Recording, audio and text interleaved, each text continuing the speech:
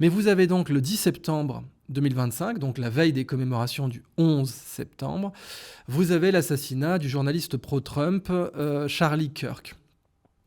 Bon, alors parlons de Charlie Kirk.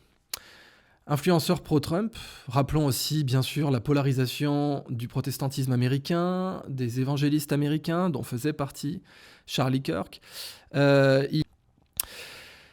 La réalité maintenant, c'est que Kirk commençait... Alors il était dans un camp très précis, bien entendu ça va de soi, c'est ce que je vous expliquais.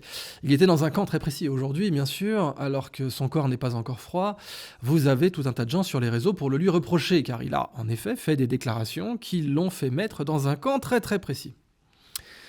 Et puis, là, depuis quelques semaines, quelques mois, en invitant Tucker Carlson, en invitant d'autres personnes, en ayant un débat très tendu avec Ben Shapiro, eh ben, Kirk s'était de toute évidence réveillé. Il s'était dit, mais attendez, et s'il n'y avait pas que deux camps? Et si il y avait peut-être des gens au-dessus des deux camps qui cherchaient à créer une guerre, une tension, quelque chose de meurtrier?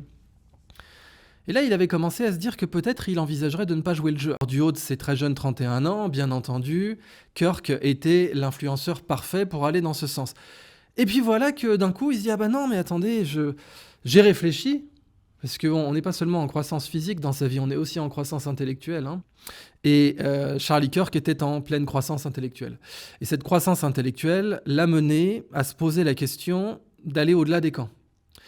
Et cette question commençait à emmerder certaines personnes, qui, elles, étaient au-delà des camps, mais pour créer une guerre, évidemment, pour créer cette superbe tension.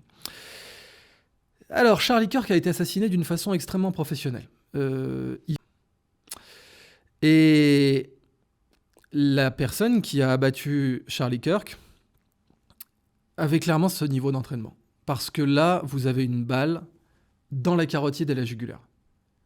Impeccablement exécutée, avec en plus une attente, donc une discipline de tir, pour éviter l'obstruction du micro. Évidemment, des gens se sont dit, ah, c'est quand même bizarre, il y avait des potes à Charlie Kirk, qu'on n'est jamais si bien travaillé que par ses amis, sans doute, qui faisaient des signes comme au baseball. Vous savez, envoie-moi une balle recourbée, là, envoie-moi une balle liftée, voilà, des signes comme au baseball. Bon, c'est ce qui se dit sur X. Bon, faites-vous votre propre opinion, moi je suis pas là pour vous dire quoi penser, c'est à vous, vous êtes souverain dans votre pensée.